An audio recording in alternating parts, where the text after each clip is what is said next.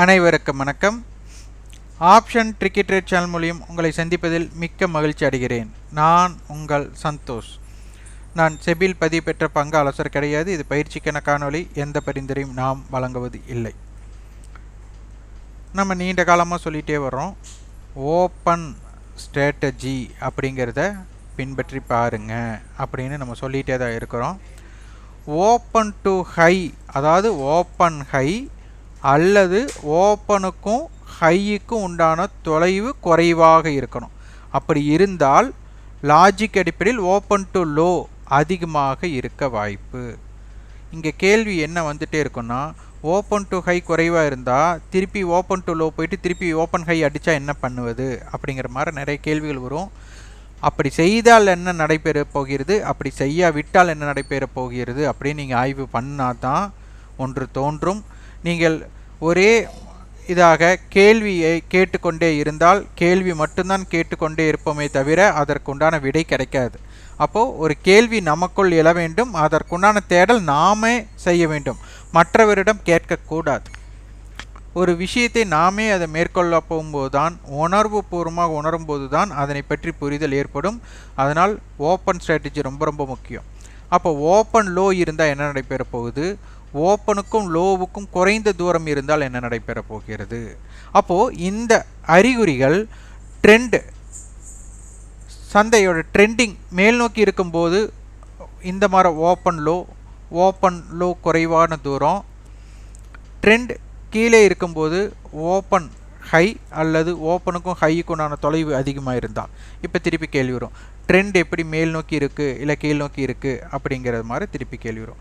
அப்போது இதை அனைத்துமே உங்களுடைய அனுபவ ரீதியாகத்தான் பார்த்து பழக வேண்டும். முதலில் நமக்கு தேவை என்னென்னா அனுபவம். இந்த அனுபவம் இல்லாமல் நம்ம பங்கு சந்தையில் வியாபாரம் செய்ய முடியாது. அனுபவம் என்றால் முதலில் நம்ம எதை பார்க்கிறோமோ அது என்ன மாதிரி விலை. இங்கே பங்கு சந்தையை பொறுத்தவரை நம்மளுக்கு தேவை ஒன்று ப்ரைஸ், விலை ஏற்றமடைய போகிறது, விலை இறக்கமாக போயிடுது. அப்போ எங்கிருந்து இறங்குகிறது, எங்கிருந்து ஏறுகிறது அப்படிங்கிற அடிப்படை கொண்டு போகணும். எங்கிருந்து ஏறப்போகிறதோ அதுதான் மார்க்கெட்டுக்கு சப்போர்ட், எங்கிருந்து இறங்க போகிறதோ அதுதான் மார்க்கெட்டுக்கு ரெசிஸ்டன்ஸ் எடுக்கிறோம். அப்போது இந்த இடத்துல நம்ம ஆப்ஷன் ப்ரீமியத்தின் அடிப்படையில் பார்க்கும்போது இதை முழுக்க நம்மளுக்கு ஆப்ஷன் ப்ரீமியம் அப்படிங்கிறது ஒரு டைம் வேல்யூ அடிப்படையில். அப்போ இந்த டைம் வேல்யூ அடிப்படை இருக்கும்போது கால் சைடு டைம் வேல்யூ இருந்தால் என்ன நடக்க போகுது, புட் சைடு டைம் வேல்யூ இருந்தால் என்ன நடக்க போகுது. அதே மாதிரி கால் செல்லர் பயந்தால் என்ன நடக்க போகிறது, புட் செல்லர் பயந்தால் என்ன நடக்க போகுது. அதே மாதிரி கால் ஆப்ஷன் பையர் பயந்தால் என்ன நடக்க போகுது, புட் ஆப்ஷன் பையர் பயந்தால் என்ன நடக்க போகிறது. ஆப்ஷன் பிரீமியத்தை பொறுத்தவரை ஆப்ஷன் செல்லர் பேனிக் ஆகிற இடமும் தான், அதாவது அவங்க எங்கே லாஸ் புக் பண்ணுறாங்களோ, அதாவது ஆப்ஷன் செல்லர்ஸ் எங்கே லாஸ் புக் பண்ணுறாங்களோ அல்லது எங்கே ப்ராஃபிட் புக் பண்ணுறாங்களோ அங்கே தான் ஆப்ஷன் பையருக்குண்டான வாய்ப்பு இருக்குது அப்படிங்கிற அடிப்படையில் நம்ம யோசிக்க வேண்டும்.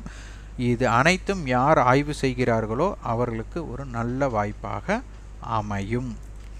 இன்றைய தினம் பார்த்திங்கன்னா சந்தை நிஃப்டி பார்த்திங்கன்னா 200 புள்ளிகள் நம்மளுக்கு வீழ்ச்சி, பேங்க் நிஃப்டி பார்த்திங்கன்னா 800 புள்ளிகள் வீழ்ச்சியாக இருக்குது. இப்போ நம்ம நிஃப்டியோடது இப்போ பார்க்கலாம், பேங்க் நிஃப்டியோடது நம்ம காலையில் பார்க்கலாம். இப்போ நம்மளுக்கு கண்ணுக்கு தெரிந்து இருக்கக்கூடிய அனைத்து காரணிகளையும் நம்ம பார்க்க போகிறோம். கண்ணுக்கு தெரியாத காரணி என்ன நடக்க போகுதுங்கிறது நம்மளுக்கு தெரியாது. அப்போ அதற்கு முக்கியத்துவம் கொடுக்க வேண்டாம். இப்போது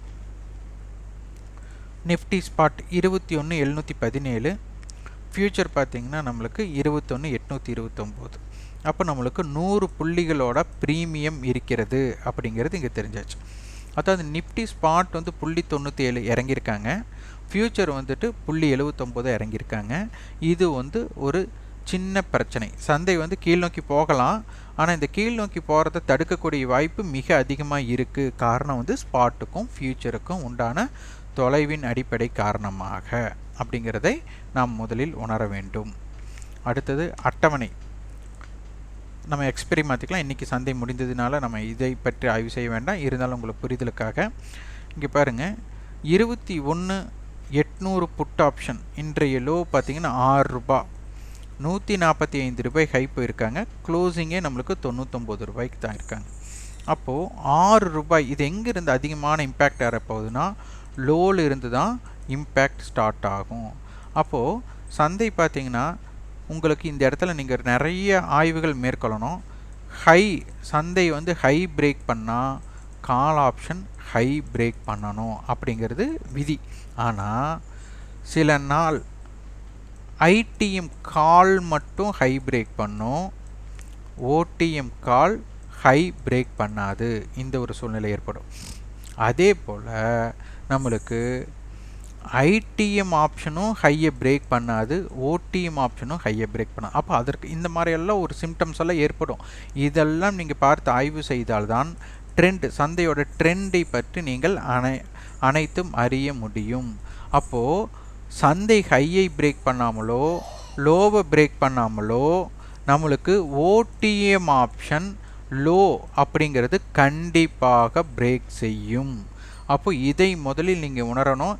இதை உணர்ந்தால் நீங்கள் வந்துட்டு ஓடிஎம் ஆப்ஷனை ஹோல்டே செய்ய மாட்டீர்கள், அதே மாதிரி ஸ்டாப் லாஸை பயன்படுத்த மாட்டீர்கள். ஏன்னால் கண்டிப்பாக stop loss OTM option stop loss hit பண்ணுவதற்கான வாய்ப்புகள் மிக மிக அதிகம். ஐடிஎம் ஆப்ஷன் ஹிட் பண்ணுன்னு சொல்ல, ஆனால் மார்க்கெட் மூமெண்ட் இல்லாமல் சைடுவேக்குள்ளே இருந்தாலே கண்டிப்பாக ஓடிஎம் ஆப்ஷன் லோ பிரேக் பண்ணும் அப்படிங்கிறதை நீங்கள் உணர வேண்டும். சந்தையோட நகர்வுக்கு லோ பிரேக் பண்ணுறதில்ல, சந்தையோட நகர்வு இல்லாத போதும் கூட நம்மளுக்கு இது லோ பிரேக் பண்ணக்கூடிய வாய்ப்புகள் உள்ளது. அப்போது அதனை நீங்கள் உணர வேண்டும். இப்போ எக்ஸ்பைரி மாற்றம் பிப்ரவரி 15ஆம் தேதி மாற்றிருக்கோம்.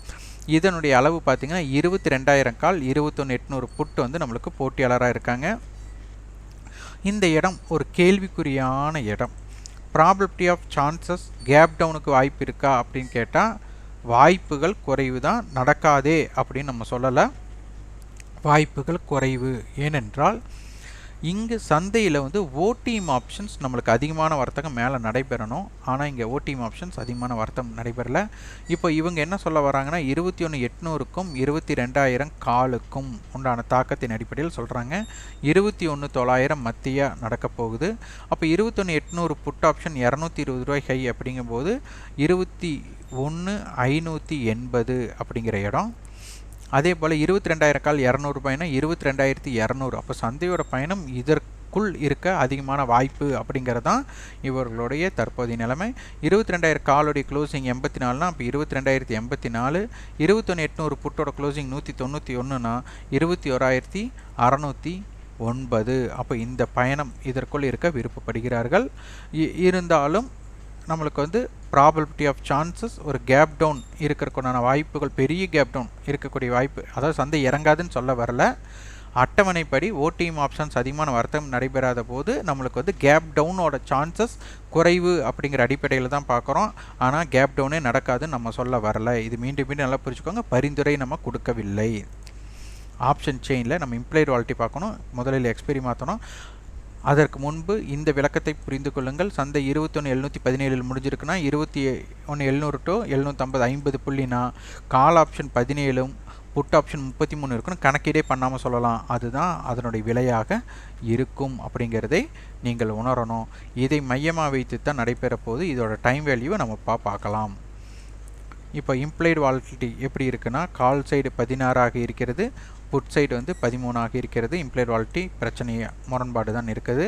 இப்போ 21,700 to 750னா 50 புள்ளி. நம்ம என்ன பேசணும்? 17 33 பேசணும். இங்கே பார்த்தீங்கன்னா 228 ரூபாய், இங்கே பார்த்தீங்கன்னா 162 ரூபாய். அப்போ 10 9 390 ரூபா, 340 ரூபா டைம் வேல்யூ இருக்கிறது. இதுவே 100 புள்ளிக்குள்ளே பார்த்தீங்கன்னா இது 100. அப்போ இவங்க எவ்வளோ இருக்கணும்? 17, இவங்க வந்து 83 இருக்கணும். இது வந்து பார்த்திங்கன்னா நம்மளுக்கு 228 186. அப்போ 14 11 414 314 ரூபா டைம் வேல்யூ இருக்குது. இங்கே பார்த்தீங்கன்னா இவங்க 171, இவங்க 139, 310 ரூபாய். அப்போ இதனை புரிந்து கொள்ளணும். இதுதான் மிக மிக முக்கியம். இதை புரிந்து கொண்டு யாரெல்லாம் கணக்கீடு செய்கிறீர்களோ உங்களுக்கு சிறப்பான வாய்ப்பாக அமைக்கக்கூடிய வாய்ப்பு இருக்கும். நாளை தினம் சந்தை வந்துட்டு 21,700 228னா 21,928, 21,700 புட் 139 ரூபானா 21,560. அப்போது 21,560 21,928 இருக்கிறது ஒரு வாலடைல் ஜோனாக பார்க்கப்படும். இதனை அறிந்து நீங்கள் வியாபாரம் செய்ய முற்படுங்கள். ஆப்ஷன் வியாபாரத்தை முதலில் அதனுடைய அடிப்படை தெரிந்து கொண்டு வியாபாரம் செய்ய முற்படுங்கள்.